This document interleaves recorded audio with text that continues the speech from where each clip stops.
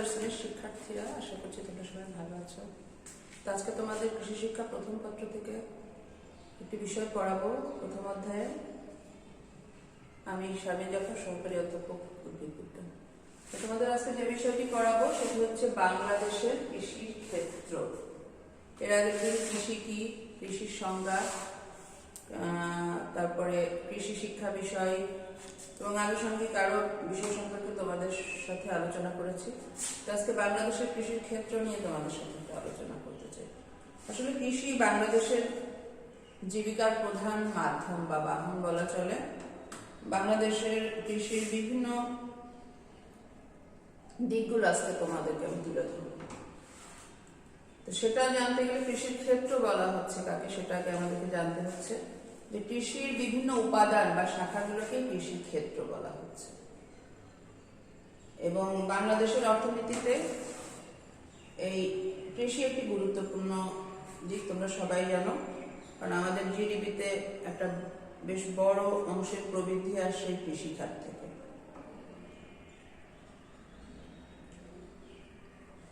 তো বাংলাদেশের কৃষি খাতের মূলত 4টি উপখাত আছে কৃষি ক্ষেত্রে। সেই কৃষি ক্ষেত্রে 4টি উপখাত হলো, একটি হলো শস্য উপখাত, প্রাণী সম্পদ উপখাত, মৎস্য উপখাত, আর একটি হচ্ছে বন উপখাত। তবে প্রথমে শস্য উপখাত সম্পর্কে জানি। শস্য কি, যেগুলো মাঠে যে ফসলগুলো ফলানো হচ্ছে তাদেরকে আমরা বলছি শস্য। এবং এটি হচ্ছে কৃষি সেক্টরের খুবই শক্তিশালী একটি উপখাত। শস্য বা ফসল এই বাংলাদেশের মোটামুটি ভাবে যে উৎপাদিত কৃষি পণ্য তার প্রায় 55% তোমার আমাদের বর্তমান যে উৎপাদন আর কি 55% আছে কৃষি থেকে। তো এই উৎপাদিত কৃষি পণ্য আসলে 2 ভাগে বিভক্ত। কৃষি পণ্য 2 ধরনের, একটি হলো মাঠ ফসল আর একটি হলো উদ্যান ফসল। মাঠ ফসল একটি, আর একটি হলো উদ্যান ফসল। আজকে এগুলো নিয়ে তোমাদের সাথে আলোচনা করব। মাঠ ফসলটা আসলে কি, যে সকল ফসল আমরা মাঠে চাষ করছি সেটাকে আমরা মাঠ ফসল বলছি।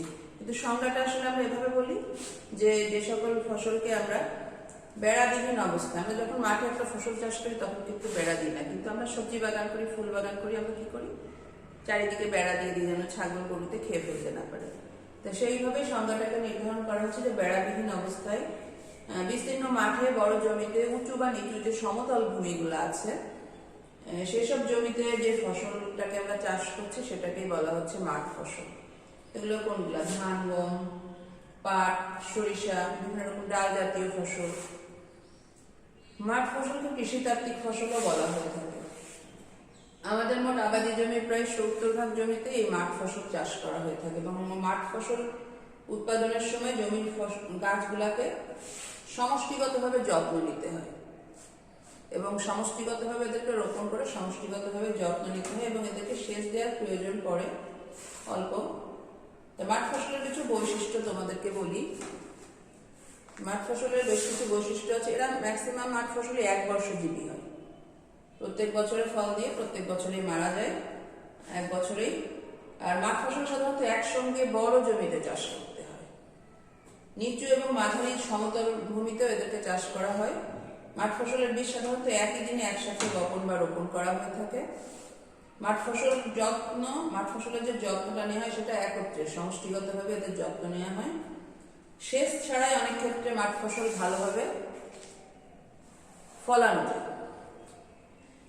কিছু ব্যতিক্রম ছাড়া ম্যাক্সিমাম মাঠ ফসলই একসাথে পাকে, যে কারণে কি হয়, যে ফসলটা তোলা সুবিধা হয় আমাদের জন্য।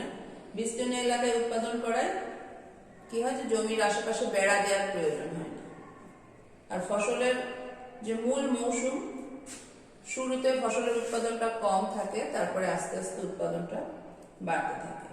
মূল্যটা আর কি, ফসলের মূল্য মৌসুমের শুরুতে কম থাকে, তারপরে এটা আস্তে আস্তে বাড়তে থাকে।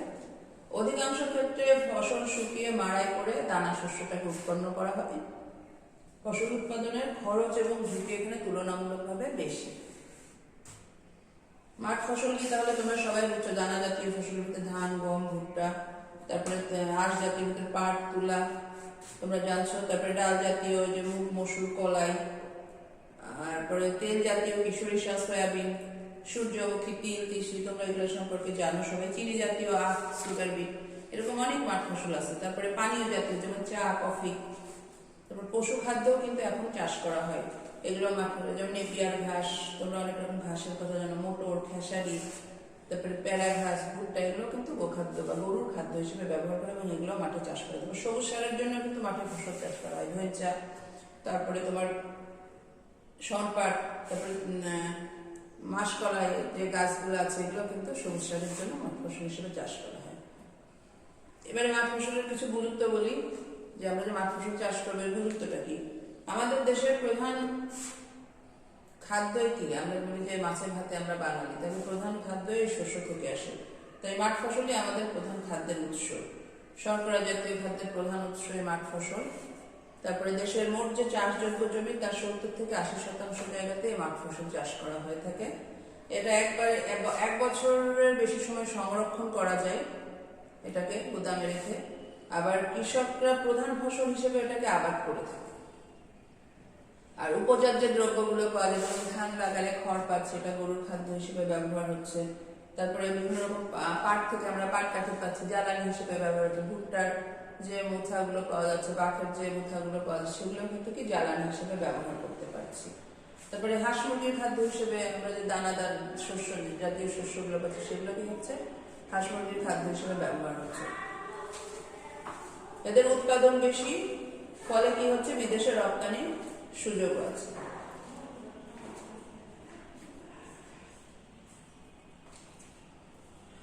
এরপরে আসছে উদ্যান ফসল।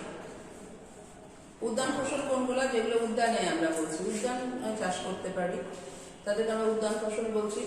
সাধারণত কোথায়? বসত বাড়ির আশেপাশে বন্যামুক্ত উঁচু যে পরিবেশগুলো আছে সেখানে বিশেষ করে স্বল্প পরিসরে খুব যত্ন সহকারে বেড়া দিয়ে যে ফসলগুলো চাষ করা হচ্ছে সেটাকে আমরা বলছি যে উদ্যান ফসল। উদ্যান ফসল কোনগুলা? তোমরা সবাই জানো যে সবজি জাতীয়, ফল জাতীয়, টমেটো, পালং শাক, আম, কাঁঠাল, পেঁপে, কলা, এগুলো সবই উদ্যান ফসলের ভেতরে পড়ে। এখন উদ্যান ফসলের কিছু বৈশিষ্ট্য আছে। সাধারণত এরা 1 বর্ষজীবী, 2 বর্ষজীবী বা বহু বর্ষজীবী হতে পারে। উদ্যান ফসল কোথায় চাষ করা হয়? বন্যামুক্ত উঁচু জমিতে চাষ করতে হয় এদেরকে। আর সাধারণত বাড়ির আশেপাশে যে উর্বর জমি আছে সেখানে এদেরকে স্বল্প পরিসরে চাষ করা যায়। বীজ বপনের সময় এদেরকে সারিবদ্ধভাবে লাগাতে হয়। আর উদ্যান ফসলের জন্য অনেক সময় বেড়া দেওয়ারও প্রয়োজন হয়ে পড়ে। আবার অনেক ক্ষেত্রে গাছে খুঁটি পুঁতেও দেওয়া লাগে, যে খুঁটি দিয়ে গাছটাকে সোজা করে দেওয়া লাগে। সাধারণত প্রতিটি গাছের পরিচর্যা এখানে আলাদাভাবে করতে হয় উদ্যান ফসলের ক্ষেত্রে। আর এদেরকে অবশ্যই বাধ্যতামূলকভাবে সেচ দেওয়ার প্রয়োজন হয়। যেমন মাঠ ফসলের ক্ষেত্রে তুমি বছরে একটি জমিতে প্রয়োজন মতো সেচ দিতেও পারো, নাও দিতে পারো, বর্ষার সময় প্রয়োজন হয় না। কিন্তু উদ্যান ফসলের ক্ষেত্রে সেচটা বাধ্যতামূলক, দেওয়াই লাগে। উদ্যান ফসলের গাছ হতে ফল সংগ্রহ করে আমরা সরাসরি খেতে পারি। তবে মাঠ ফসল যেমন আমরা একত্রে সংগ্রহ করি, উদ্যান ফসল কিন্তু আমরা পর্যায়ক্রমিকভাবে সংগ্রহ করতে পারি, একভাবে বা একত্রে সংগ্রহ করা যায় না। কারণ এর ফল পরিপক্ক হওয়ার যে সময় সেটা কিছুটা আগে পরে হতে পারে। এই কারণে ফসল পরিপক্কতার সময় এরা একসাথে হয় না, জন্য এদেরকে ধাপে ধাপে সংগ্রহ করে থাকি আমরা। আর শুধুমাত্র তোমার মশলা জাতীয় যে উদ্যান ফসলগুলো আছে সেগুলো বাদে অন্য ফসলগুলো বেশি দিন সংরক্ষণ করা যায় না। আর এটা মৌসুমের শুরুতে এগুলো ফসলের দাম বেশি থাকে উদ্যান ফসলের। যেমন শীতের সবজিগুলো তোমরা নিজেরাই দেখেছো যে ফসল বছরের বা সিজনের শুরুতে অনেক দাম থাকে, তারপরে আস্তে আস্তে কিন্তু দামটা এখন কমে এসেছে এবং আরো কমে যায়। সাধারণত উদ্যান ফসলে কি হয়, একটি গাছ থেকে ফুল বলো বা ফল বলো অনেকদিন আমরা সেখান থেকে খাবার খেতে পারি। আর উদ্যান ফসলের উৎপাদন খরচ এবং ঝুঁকি কম। মাঠ ফসলের উৎপাদন খরচটা বেশি হয়, কিন্তু এদের উৎপাদন খরচ এবং ঝুঁকি দুইটাই কম থাকে। আচ্ছা, এটাই গেল মাঠ ফসল এবং উদ্যান ফসল সম্পর্কে ধারণা শস্য খাতের। এখান থেকে তোমরা তাহলে তুলনামূলক বিষয়গুলো বুঝতে পারছো যে এদের কি গুরুত্ব। উদ্যান ফসলেরও বেশ কিছু গুরুত্ব আছে। পারিবারিক পুষ্টির চাহিদা পূরণ করছে উদ্যান ফসল। তারপরে কাঠ এবং জ্বালানি পাচ্ছি আমরা উদ্যান ফসল থেকে। আত্মকর্মসংস্থানের সুযোগ হচ্ছে অনেকের। দেখা গেল কি যে পড়ালেখা শেষ করে তেমন কিছু করার নাই, অনেকে সবজি বাগান করে বা ফল বাগান করে বা ফুলের বাগান করে স্বাবলম্বী হতে পারি। তারপরে কি বিভিন্ন রকম ফল এবং শাকসবজি বাজারজাত প্রক্রিয়াজাতকরণ করার মাধ্যমে আমরা কি করতে পারি, যে আয় বৃদ্ধিতে, বাজারজাত আমরা নিজেদের আয় বৃদ্ধি করতে পারি। আবার এখান থেকে আমরা বিভিন্ন রকম কি যে শর্করা, আমিষ, স্নেহ বা এগুলোর যে সহজ উৎস সেই চাহিদাগুলো পূরণ করতে পারি। আর্থসামাজিক উন্নয়নে সহায়তা করে উদ্যান ফসল। এবারে দ্বিতীয় যে উপখাতটি আছে আমাদের প্রাণী সম্পদ উপখাত। তো প্রাণী সম্পদ বলতে আসলে গবাদি পশু বোঝায় এখানে। তার সাথে কি গবাদি পশু কোনগুলা, গরু, ছাগল, ভেড়া, হাঁস, মুরগি ইত্যাদি সকল বিষয় এবং সংশ্লিষ্ট শিল্পটাকে প্রাণী সম্পদ উপখাত বলা হচ্ছে এখানে। তো আমাদের বাংলাদেশের অর্থনীতিতে প্রাণী সম্পদ উপখাতের উল্লেখযোগ্য ভূমিকা রয়েছে। সাধারণত খাদ্য নিরাপত্তা, সুষম পুষ্টি সরবরাহ, আত্মকর্মসংস্থান, পাশাপাশি যে বৈদেশিক মুদ্রা অর্জন এবং কৃষি জমির উর্বরতা বৃদ্ধি এবং নারীর ক্ষমতায়নে প্রাণী সম্পদ খাতটা খুবই গুরুত্বপূর্ণ ভূমিকা পালন করছে। এরপরে আমরা প্রাণী সম্পদ উপখাতের যে বিষয়টা সম্পর্কে একটু জানবো। যে প্রাণী সম্পদ উপখাতের আমরা যে বিভিন্ন রকম যে গবাদি পশুর কথা বললাম, যে হাঁস, মুরগি, গরু, ছাগল এগুলো পালন করে তোমরা সবাই জানো যে এখান থেকে আমরা অনেক রকম গুরুত্ব বা অনেক রকম সুবিধা পেতে পারি। দারিদ্র্য বিমোচন করে, বৈদেশিক আয় বৃদ্ধি করতে পারে, চামড়া এবং চামড়াজাত পণ্য থেকে আমরা আয় করতে পারি। তারপরে বিভিন্ন রকম শিল্পায়নের সহায়তা করতে পারে। শিল্পায়ন কি, চামড়া থেকে ব্যাগ তৈরি হয়, হাড় থেকে চিরুনি তৈরি হয়, এগুলো আর কি। বিভিন্ন রকম প্লাস্টিক সামগ্রী, সিনথেটিক রাবার, এগুলো সবই কিন্তু এই যে পশু পাখির বিভিন্ন রকম যে কি বলবো, যে চুল, নখ, খুর, তারপরে হাড়, চামড়া এগুলো থেকে আমরা তৈরি করে থাকি।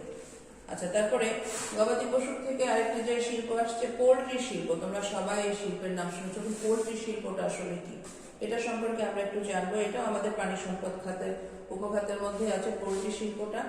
তা পোল্ট্রিটা হচ্ছে ওই সব পাখি যা চাষ করে মানুষ অর্থনৈতিকভাবে লাভবান হয়, সেই পাখিগুলাকে পোল্ট্রি বলা হচ্ছে। সাধারণত কি মাংস, ডিম, পালক, জৈব সার, আবার ঔষধ এগুলো উৎপাদনের উদ্দেশ্যে যেসব গৃহপালিত পাখিকে মানুষ লালন পালন করছে তারাই হচ্ছে পোল্ট্রি। এই পোল্ট্রির ভেতরে কোন কোন পাখিগুলা পড়ছে? হাঁস, মুরগি, তারপরে তোমার কবুতর, তিতির, কোয়েল পাখি, টার্কি মুরগির নাম শুনেছ রিসেন্টলি, তারপরে হচ্ছে ময়ূর, এগুলো সবই সাধারণত পোল্ট্রি শিল্পের অন্তর্ভুক্ত। আর বাংলাদেশের প্রাণী আমিষের ঘাটতি পূরণ করতে পোল্ট্রি শিল্পের ভূমিকা অপরিসীম, সেটা তোমরা কম বেশি সবাই জানো। যে আর পাশাপাশি কি পোল্ট্রি শিল্পটা আসলে একটা সময় বেকার সমস্যার সমাধানে খুবই গুরুত্বপূর্ণ ভূমিকা পালন করেছে আমাদের এই অর্থনীতিতে, এখনো আছে। তারপরেও কিছুটা সামাজিক এবং সরকারি সহযোগিতার কারণে কিছুটা ধস নেমে এসেছিল, এখন আবার আগের মতোই চলছে পোল্ট্রি শিল্পটা। তো দারিদ্র্য বিমোচনের জন্য পোল্ট্রি শিল্পের গুরুত্ব অপরিসীম। এটাও তোমরা দেখবে যে পোল্ট্রি থেকে আমরা কি একই রকম খাদ্য এবং পুষ্টির উৎস বা চাহিদা মেটাচ্ছে, আমাদের আত্মকর্মসংস্থান সৃষ্টি করছে, আয়ের উৎসটাকে বৃদ্ধি করছে। আবার পোল্ট্রি শিল্পের যে হাঁস মুরগির যে বিভিন্ন রকম মলমূত্র বিষটা, এখান থেকে আমরা বায়োগ্যাস তৈরি করতে পারছি। আবার এগুলোর বায়োগ্যাসের যে রেসিডিউটা বা তলানিটা থাকছে সেটা থেকে বিভিন্ন রকম জৈব সার তৈরি হচ্ছে, সেটাও পরিবেশের ভারসাম্য রক্ষায় আমাদেরকে সহায়তা করছে। এইরকম ভাবে পোল্ট্রি শিল্পটাও কিন্তু আমাদেরকে খুবই এগিয়ে নিয়ে যাচ্ছে সামনের দিকে। তারপরে আসছে আমাদের তৃতীয় যে কৃষিক্ষেত্রের তৃতীয় উপখাতটা মৎস্য উপখাত। মৎস্য কথাটি সবাই শুনেছ। আসলে বাংলাদেশের অর্থনৈতিক উন্নয়নে মৎস্য উৎপাদনটা খুব উল্লেখযোগ্য ভূমিকা পালন করছে, কারণ আমাদের এর আগেও বললাম যে মাছের ভাতে বাঙালি, মাছ কথাটি এসেই যাচ্ছে প্রভাব। তো আমাদের সাধারণ যে জলধারা, নদী, নালা, খাল, বিল, পুকুর সবখানেই হাওড় বাওড় একসময় মাছে ভরা ছিল, কিন্তু বর্তমানে যেটা হচ্ছে যে আমাদের যে বন্য বা ওয়াইল্ড ভ্যারাইটিগুলো সেগুলো হারিয়ে যেতে বসেছে আমাদের নিজেদের ব্যবহারের কারণেই। তো এই কারণে এখন কি করা হচ্ছে, বিভিন্ন রকম মাছ চাষ করা হচ্ছে। জলাধারে চাষ করা হচ্ছে। তাই আমাদের এই উপখাতটি খুবই গুরুত্বপূর্ণ অবদান রাখছে অর্থনীতিতে। মৎস্য উপখাত, মৎস্য কি সেটা এখন আমরা একটু জানি যে কৃষির অন্যতম ক্ষেত্র হলো যেটা মৎস্য বলছি। মৎস্যটা আসলে কি? মাছ, তাই তো? শীতল রক্ত বিশিষ্ট মেরুদণ্ডী প্রাণী, এবং যেটা হচ্ছে কি শ্বাসকার্য চালায় ফুলকার সাহায্যে, তাদেরকে আমরা মাছ বা মৎস্য বলছি। তাই মৎস্য প্রাণীজ আমিষের খুবই গুরুত্বপূর্ণ একটি উৎস। আর তবে মাছ চাষের এখন আমরা যেটা বলছি যে মাছ চাষকে আগে ইংরেজিতে বলা হতো পিসি কালচার, কিন্তু বর্তমানে বলা হচ্ছে অ্যাকুয়া কালচার। পিসি কালচারের পিসি কথাটির অর্থই ছিল মাছ, এবং কালচার চাষ অর্থ চাষ, এখান থেকে পিসি কালচার এসেছিল। কিন্তু আমরা যখন মাছ চাষ করতে যাই শুধুমাত্র মাছটা না, সামগ্রিকভাবে কিন্তু আমরা আরো অনেক জলজ প্রাণী চাষ করি, এবং আমাদের বাণিজ্যিক উন্নয়ন বা বৈদেশিক আয়ের ক্ষেত্রেও কিন্তু এটা অনেক গুরুত্বপূর্ণ ভূমিকা পালন করছে।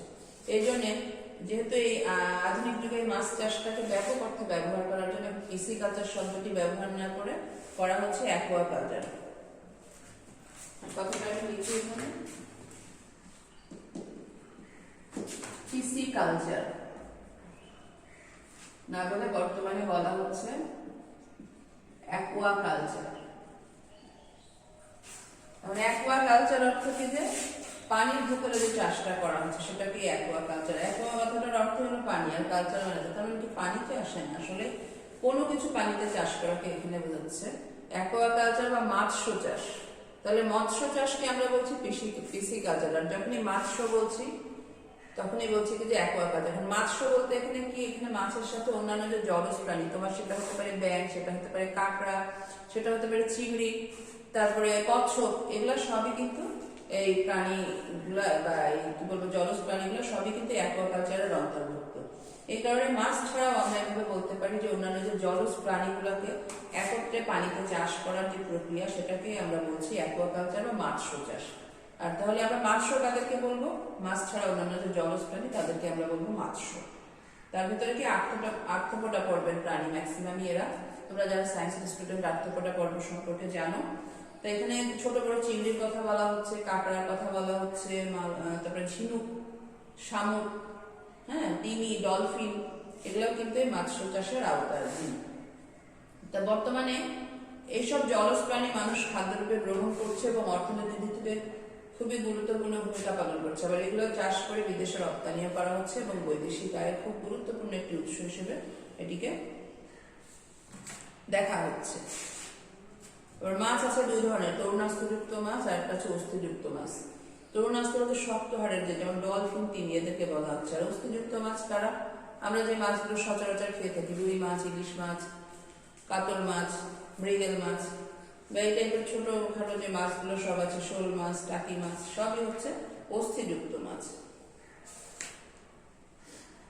আবার মাছ চাষ করি আমরা কোথায়? আমাদের মাছ চাষেরও কিন্তু কিছু গুরুত্বপূর্ণ আছে, যে মাছের উৎস কি আমাদের একটি সামুদ্রিক উৎস আছে আর একটি আছে অভ্যন্তরীণ উৎস। তো এই অভ্যন্তরীণ উৎসটা আসলে আমাদের বড় উৎস। অভ্যন্তরীণ উৎসের ভিতরে কিছু আছে স্বাদু পানির জলাশয়, কিছু আছে উপকূলীয় জলাশয়। স্বাদু পানির জলাশয়ের ভিতরে আবার আছে বদ্ধ জলাশয়, কিছু মুক্ত জলাশয়।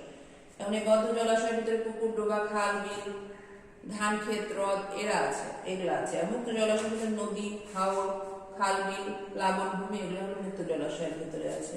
আর উপকূলীয় জলাশয়ের ভিতরে কি আছে? নদীর মোহনা এবং সমুদ্রের লবণাক্ত যে পানি, এই দুইটা উৎস আছে। এগুলো সব ক্ষেত্র থেকেই আমরা কিন্তু মাছ পেয়ে থাকি, এবং মাছের উৎস এগুলা এখান থেকে এটা পাই। আর মাছ আমাদের কি বলবো যে কি উপকার করে থাকে বা মাছের যে কি গুরুত্ব সেটা তোমরা কম বেশি সবাই জানো, যে পুষ্টি, আমিষের উৎস, আমিষের চাহিদা মেটায়, আয়ের উৎস, তারপরে হচ্ছে যে আয়োডিনের উৎস, মাছ চাষ করে জিডিপিতে বৃদ্ধি করছে। তারপরে মাছের যে অব্যবহৃত অংশ সেগুলো আমরা হাঁস মুরগির খাদ্য হিসেবে ব্যবহার করতে পারি। পরিবহন খাতের একটা বড় উৎস, পরিবহন খাত যেটা আর কি, এক স্থান থেকে অন্য স্থানে যে মাছটাকে আমরা বহন করে যেটা কি হচ্ছে, যানবাহন ব্যবহার করছে, তাহলে পরিবহন খাতে কিন্তু একটা বড় সুবিধা পাচ্ছে। এরকম ভাবে যে আমরা যে পতিত জলাশয়গুলো পড়ে থাকে সেগুলো ব্যবহার করে মাছ চাষ করতে পারি, তাহলে এটা পতিত জলাশয়গুলোকে আমরা ইউটিলাইজ বা ব্যবহার করতে পারি মাছ চাষ করে। এই তো বেশ কিছু অনেকে শৌখিন ভাবে মাছ অ্যাকুয়ারিয়ামে পালে, তোমরা দেখেছো যে বিভিন্ন রকম হলুদ, কমলা, লাল, নীল বিভিন্ন রকম মাছ দিয়ে মানুষ নিজের শৌখিনতা প্রকাশ করে। তো এটাও একটা ভালো উৎস। সর্বোপরি আর্থসামাজিক উন্নয়নে মৎস্য উপখাতের গুরুত্ব অপরিসীম। সবশেষে আসছে বন উপখাত। বন কি? বনটা বাংলাদেশের অর্থনীতি খুব গুরুত্বপূর্ণ, মানে কৃষির অন্যান্য উপখাতের চেয়ে এটি কম গুরুত্বপূর্ণ নয়। যেখানে অনেক গাছপালা দ্বারা আচ্ছাদিত সেরকম একটি স্থানকে আমরা বন বলতে পারি। তাই বাংলাদেশের মোট আয়তনের প্রায় এখনো 70% বনভূমি, আমার মনে হয় না, তোমাদের সব বই লেখে 70%, আরো তো মনে হয় কমে গেছে, 16 বা 15% এরকমই হবে বনভূমি আছে। দেশের 89% বন সাধারণত সরকার কর্তৃক সংরক্ষিত। তা এই বন এলাকা 4টি অঞ্চলে বিভক্ত করা হয়েছে। এগুলো পাহাড়ি বনাঞ্চল, ম্যানগ্রোভ বনাঞ্চল, সমতল এলাকার বনাঞ্চল, আর একটা হলো গ্রামীণ বনাঞ্চল। এই দ্রুত জনসংখ্যা বৃদ্ধির কারণে আসলে দেশের বনাঞ্চলগুলো ক্রমে উজাড় হয়ে যাচ্ছে। এটি কি করছে? পরিবেশের ভারসাম্য রক্ষা এবং দীর্ঘমেয়াদী যে নিরাপত্তার জন্য অত্যন্ত অপ্রতুল আসলে আমাদের এই বনটা। আমরা বন থেকে কাঠ, পানি, লাকড়ি বলে যেটাকে, তারপরে বাঁশ, গোলপাতা, মধু, মাছ সহ বিভিন্ন কাঁচামাল এখান থেকে সরবরাহ করে থাকি। তো বনের গুরুত্ব একটু বলি, বলে আমি শেষ করবো তোমাদের সাথে।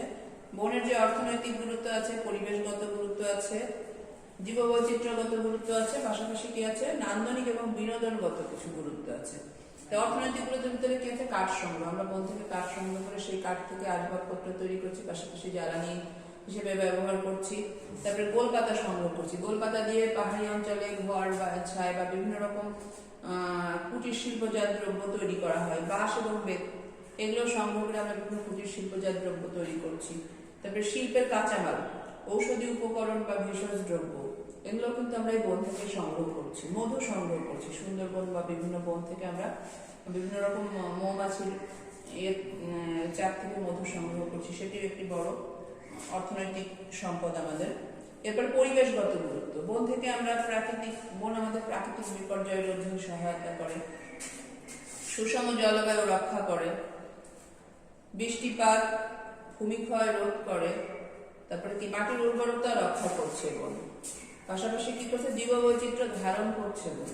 এখন জীববৈচিত্র্যের যে গুরুত্ব, আমাদের যে বিভিন্ন প্রাণী প্রজাতি রয়েছে তাদেরকে রক্ষা করছে বন। উদ্ভিদ প্রজাতিগুলো ধারণ করা এবং রক্ষা করার কাজও বন করতেছে। অনেক ওয়াইল্ড ভ্যারাইটি আছে যেগুলো বনে আছে, কিন্তু আমরা এখন অন্য জায়গায় খুঁজে পাচ্ছি না। তারপরে বিভিন্ন রকম অণুজীব রক্ষা, ভাইরাস, ব্যাকটেরিয়া, বিভিন্ন রকমের মাইক্রো অর্গানিজম, এগুলো রক্ষাতেও কিন্তু এই বনটাই গুরুত্বপূর্ণ ভূমিকা পালন করছে। তারপরে কি? প্রাণীর খাদ্য চক্র। এই খাদ্য চক্র বা যেটাকে ফুড চেইন বলা হয়, ফুড চেইন রক্ষণাবেক্ষণও কিন্তু বন করছে। নান্দনিক এবং বিনোদনগত যে গুরুত্ব আছে, যে গবেষণা কার্যক্রম চালানোর জন্য আমরা বনে ঘুরতে যাচ্ছি বা সেখান থেকে বিভিন্ন তথ্য সংগ্রহ করছি। আমরা বনভোজনের জন্য বনে যাই, শিক্ষা সফর করতেও বনে যাই। তারপরে বর্তমানে কিন্তু বিভিন্ন রকম সাফারি পার্ক, ইকো পার্ক তৈরি করছে সরকার থেকে। এটা হচ্ছে পরিবেশগত ভারসাম্য রক্ষায়, বিনোদনের জন্য এবং পরিবেশগত গুরুত্ব রক্ষায়। সবশেষে সামাজিক বনায়নের কথা বলে তোমাদেরকে শেষ করব। এটি সরকারের খুবই গুরুত্বপূর্ণ একটি উদ্যোগ। সামাজিক বনায়নটা হলো আসলে জনসাধারণ, বিশেষ করে গ্রামীণ যে জনগণ এবং দারিদ্র সীমার নিচে বসবাস করি যে মানুষগুলো আছে, তাদের অর্থনৈতিক এবং সামাজিক সুবিধা নিশ্চিত করার লক্ষ্যে সাধারণ মানুষকে সম্পৃক্ত করে পরিচালিত যে বনায়ন, সেটাকেই বলা হচ্ছে সামাজিক বনায়ন। আবার অন্যভাবে বলা যায় সামাজিক বনায়ন হলো এমন এক কর্মসূচি বোঝাচ্ছে সামাজিক বনায়নকে। এর ব্যবস্থাপনায় জনগণের জন্য, জনগণের দ্বারা পরিচালিত এবং জনগণের দ্বারাই উৎপাদিত, যারা জনগণ তারাই এই উৎপাদিত দ্রব্যের সুফল এবং সুবিধা ভোগ করবে, তাদেরকেই বলা হচ্ছে, সেটাকেই বলা হচ্ছে সামাজিক বনায়ন। সামাজিক বনায়নের উদ্দেশ্য আসলে কি? যে বিভিন্ন শিল্পের কাঁচামালের সরবরাহ বাড়ানো, গ্রামীণ জনগণের অর্থ উপার্জন এবং কর্মসংস্থানের সুযোগ সৃষ্টি করা, পাশাপাশি কি জ্বালানি সরবরাহ, তারপরে সামগ্রিকভাবে প্রাকৃতিক পরিবেশের উন্নয়ন করা, কুটির শিল্পের কাঁচামাল যোগান দেওয়া, ভূমির উর্বরতা বৃদ্ধি করা, উৎপাদন ক্ষমতা বৃদ্ধি করা, মোট কৃষি উৎপাদন বাড়ানো, জীববৈচিত্র্য রক্ষা এবং পরিবেশের ভারসাম্য রক্ষা করা, এগুলো সবই সামাজিক বনায়নের উদ্দেশ্য। এবং সামাজিক বনায়নের গুরুত্ব তোমরা কম বেশি সবাই বোঝো, যে দারিদ্র্য বিমোচনের পরিবেশের ভারসাম্য রক্ষায়, সৌন্দর্য বর্ধনে, রাস্তার দুই ধার দিলে যে বড় বড় গাছগুলো দেখা যায় এগুলো সামাজিক উন্নয়ন কার্যক্রমেরই অংশ। বর্তমানে গ্রামীণ যে জনগোষ্ঠী তাদের বাড়ির আশপাশ দিয়েও সরকার প্রচুর পরিমাণে গাছ লাগানোর ব্যবস্থা করছে, সেটাও সামাজিক উন্নয়নেরই অংশ আমাদের। তো স্বাভাবিকভাবে বা সর্বোপরি কৃষি যে বিষয়টা, কৃষির যে ক্ষেত্রগুলো আছে, শস্য প্রকার, প্রাণী সম্পদ প্রকার, মৎস্য প্রকার, বন প্রকার, সবগুলো আসলে আমাদের কৃষির জন্য খুবই গুরুত্বপূর্ণ অংশ। তো এইগুলা থেকে আমরা সামগ্রিকভাবে আমাদের আর্থসামাজিক উন্নয়ন ঘটাতে পারবো। আশা করছি তোমরা খুব ভালোভাবে বিষয়গুলো অনুধাবন করেছো এবং বই থেকে বাকিটা জেনে নিবে। আগামী ক্লাসে তোমাদের সাথে আবার দেখা হবে। সেই পর্যন্ত সবাই ভালো থাকো, সুস্থ থাকো, স্বাস্থ্যবিধি মেনে বাড়িতে থাকো।